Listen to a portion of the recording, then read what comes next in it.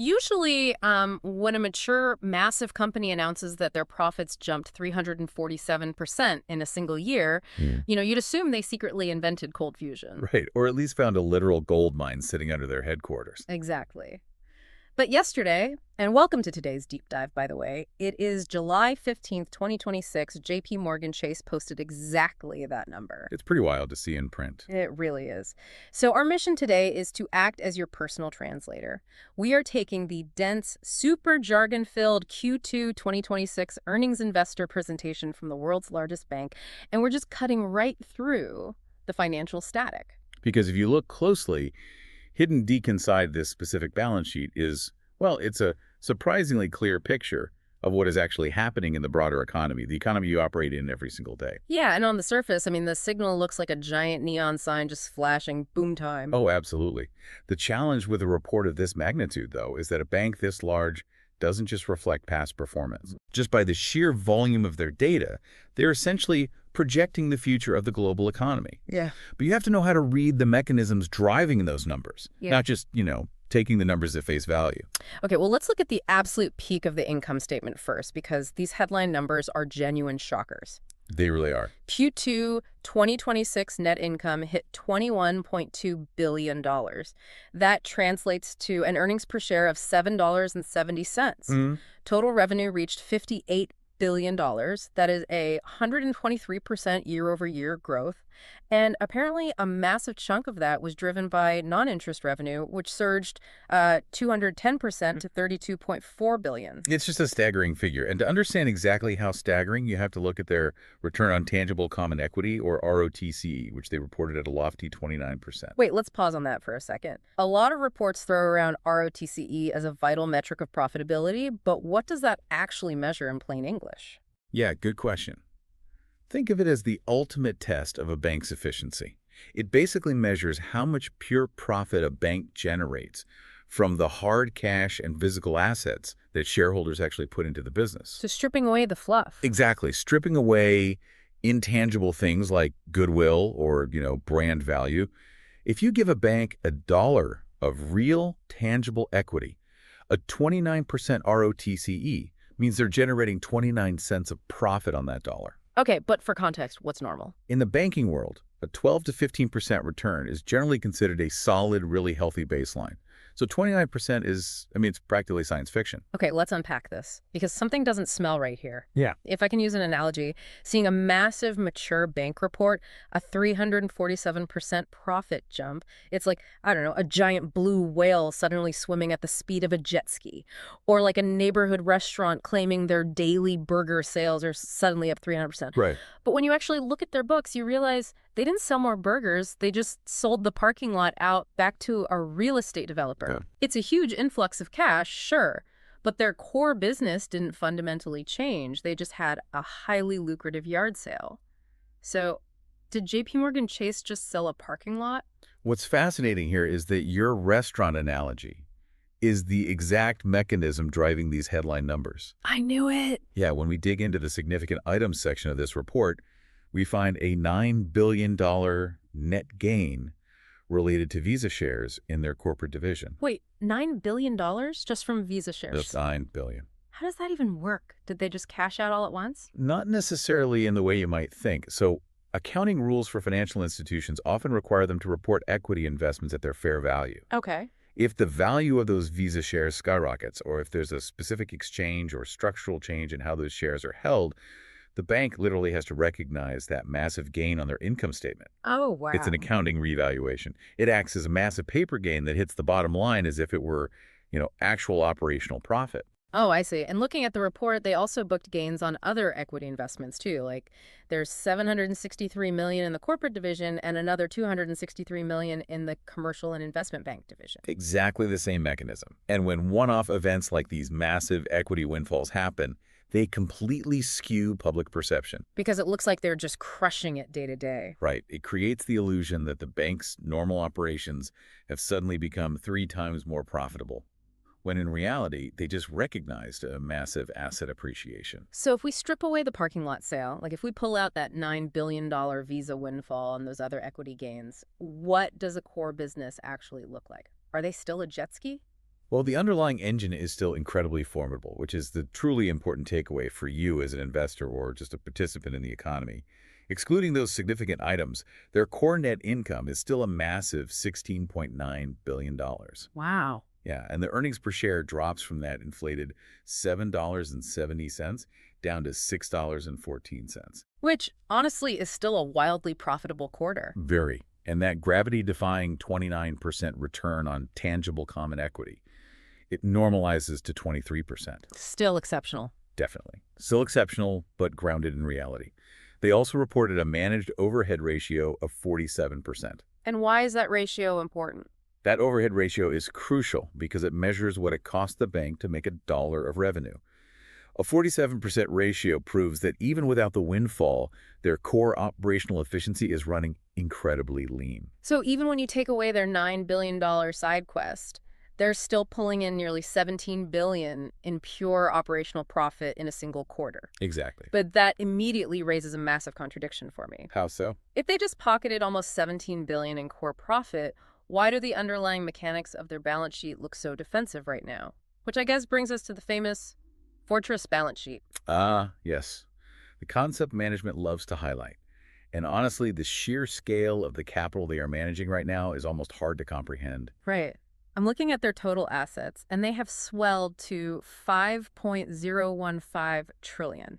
Trillion with the T. It's massive. And the report highlights a liquidity coverage ratio of 110%. Which essentially means they have 10% more high-quality, easily sellable, liquid assets than they would mathematically need to survive a severe, catastrophic 30-day stress scenario. Like if everyone suddenly pulled their money out at once. Precisely. A total bank run. Okay, so they have over 5 trillion in assets. They have excess liquidity. They're wildly profitable. So why on earth did their provision for credit losses jump by 27% year over year? Yeah. I mean, they are setting aside $27.3 billion for losses. And at the exact same time, their capital ratio slightly dropped. The standardized ratio dipped to 14.1% and the advanced to 14.2%. It seems backwards, doesn't it? Completely. If you have $5 trillion, why are your safety ratios shrinking while your loss provisions are exploding? Well, if we connect this to the bigger picture, it reveals exactly how bank management views the economic horizon. Let's tackle those dropping capital ratios first, because it's a perfect lesson in how banking mechanics actually work. Okay, let's do it. To understand the drop, you have to look at their CET1 capital, which currently sits at $303 billion. And CET1 is what exactly? Common Equity Tier 1. It is the bank's ultimate emergency fund. It's the pure cash, retained earnings, and common stock they have on hand that isn't tied up in any risky bets. The mattress money. Basically, yes. It is the money that exists solely to absorb a catastrophic loss before the bank goes completely insolvent. Now, $303 billion is a mountain of high-quality capital, but capital ratios are a fraction. It's that CET1 capital divided by their risk-weighted assets. Risk-weighted assets, meaning not all their assets are treated equally by regulators. Exactly. If a bank holds a $100,000 treasury bond backed by the U.S. government, the risk is incredibly low. But if they loan $100,000 to, say, a volatile tech startup, the risk of default is obviously much higher. Regulators force banks to weight their assets based on how risky they are. So those ratios dropped slightly, not because the bank is bleeding cash, but because their risk-weighted assets, or RWA, increased to $2.142 trillion. Oh, so the denominator in the fraction got bigger. Yes. Meaning the assets they are holding got inherently riskier at a faster pace than they could accumulate pure cash. You nailed it. Yeah. A fortress balance sheet isn't just about hoarding gold in a vault and resting on your laurels. They highlight a total loss-absorbing capacity of $590 billion because it's an active, dynamic preparation for future storms. Which perfectly explains that $27.3 billion provision for credit losses. It really does. Yeah. Because a provision for credit losses isn't money they've actually lost yet. Right, it's just set aside. Yeah, it is an expense recognized on the income statement today, set aside in a reserve account to allow for loans they expect will go bad tomorrow. They're actively taking money out of the current profit pool and shoving it into a rainy day fund. To increase that fund by 27% year over year, despite having massive wealth, well, it sends a very clear mechanical signal. They are bracing for a wave of defaults. Which begs the obvious question, where exactly is the bank expecting to take those losses? Who are they terrified of defaulting right now? That is the big question. To figure that out, we kind of have to slice the bank in half. We need to look at the consumer and community banking division, let's just call that Main Street, and compare it against the commercial and investment bank division, which is Wall Street. And this dichotomy is where the macro weather report really comes into focus for you as a listener, Yeah. because you exist inside one of these two economies. Here's where it gets really interesting, because looking at this earnings report, it is like watching two wildly different parties happening inside the exact same house. Yep. Let's look downstairs at Main Street. On the surface, the consumer party looks active. They reported 63.7 million active mobile customers. Which shows really deep digital engagement. People are constantly checking their accounts, moving money around, paying bills. Right. And average deposits grew to over $1 trillion. 1,095.6 billion to be exact. Plus, consumers are swiping their debit and credit cards 10% more often than last year, pushing total sales volume up to 535.8 billion. So people are spending. They are spending, yes, but you have to look at the profitability of that spending. Right. Because despite 10% more swiping, total consumer revenue was basically flat at $20.272 billion. It was up just 1%. Barely moved. And consumer net income actually decreased by 1%, down to $5.311 billion. The report explicitly states this profit decline is due to an increase in credit costs. So the bank is doing more work, processing more transactions for everyday people, and making less money doing it. Now contrast that with the upstairs party. Upstairs on Wall Street, it is champagne and caviar. The commercial and investment bank saw revenue skyrocket 46% to $24.85 billion. Unbelievable growth. Net income hit $9.67 billion, investment banking fees shot up 45%, reaching almost $4 billion, and markets revenue rose 35% to over $12 billion. The corporate side is absolutely on fire. This raises an important question, though. Are the struggles we're seeing in the consumer division an early warning sign for the wider economy? Oh, yeah. Because you have to synthesize how those two realities interact. Downstairs, you have nearly 64 million mobile users transacting heavily, pushing card volume up 10%. But flat revenue and rising credit costs tell us a very specific, painful story. The everyday consumer is likely hitting a wall. It sounds like they're swiping out of necessity, not luxury. Like, it's not 10% more vacations, it's putting groceries on a credit card, because inflation completely drained the checking account. The data strongly suggests that. When credit costs rise simultaneously with card volume, the mechanism is usually debt dependence. Right. Consumers are using credit to cover the rising cost of daily living. And critically, they are starting to struggle to pay that debt back. Hence the bank's rising credit costs.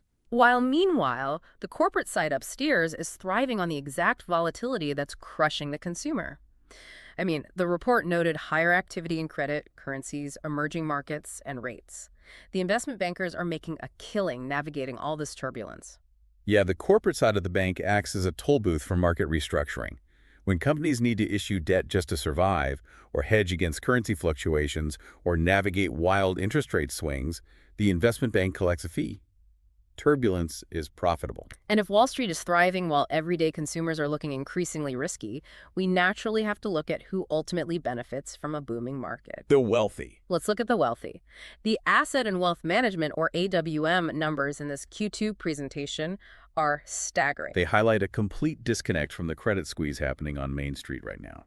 AWM revenue reached $6.851 billion. And their assets under management grew by a massive 18% to $5.1 trillion.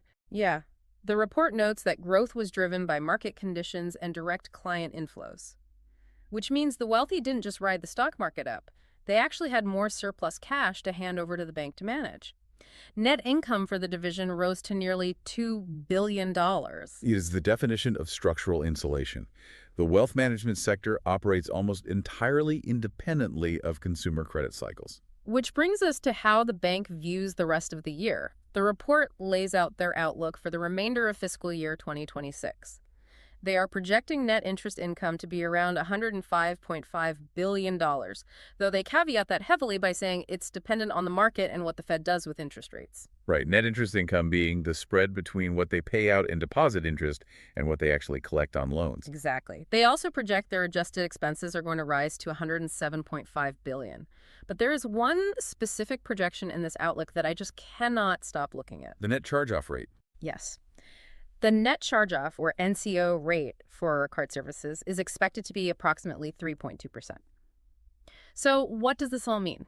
I need you to contextualize this metric for us. Sure. If the bank is projecting that 3.2% of its credit card loans are going to go bad, meaning they just write them off as a total loss, how does that square with the fact that they are simultaneously managing a record $5.1 trillion in pristine wealth?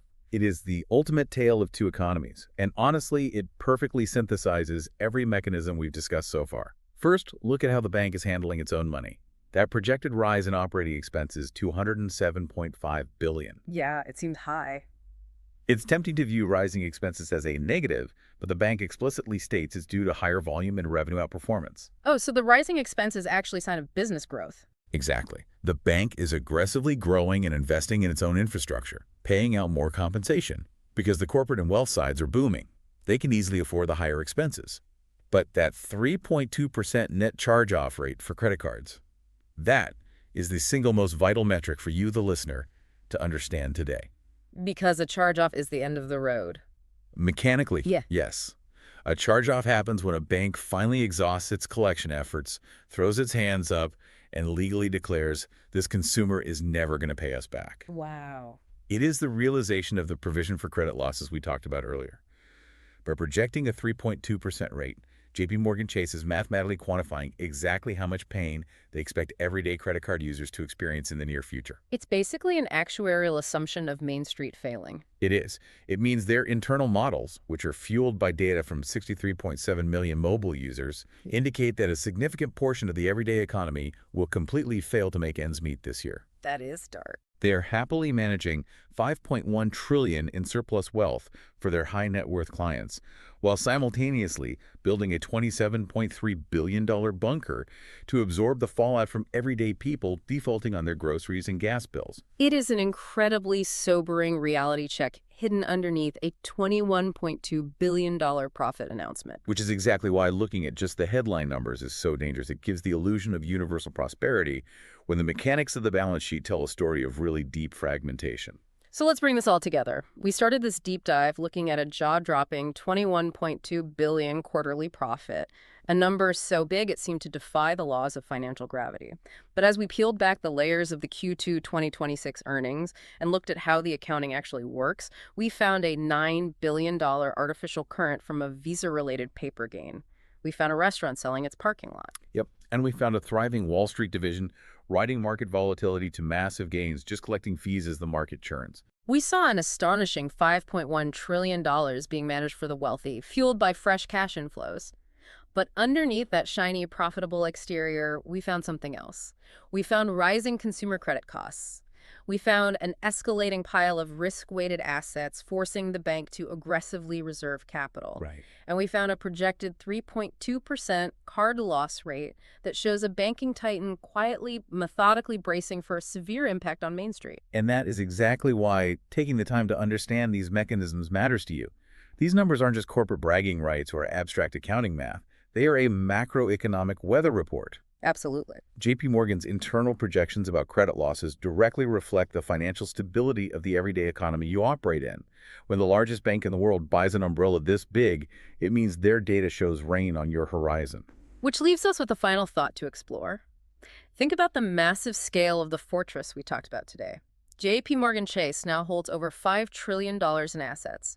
They have built an impenetrable structure capable of absorbing $590 billion in catastrophic losses. It's massive. So if the economic tide truly turns and that 3.2% consumer charge rate becomes a painful reality for millions of people navigating inflation and debt, does a fortress of this size actually exist to protect the everyday consumer's access to capital during a crisis?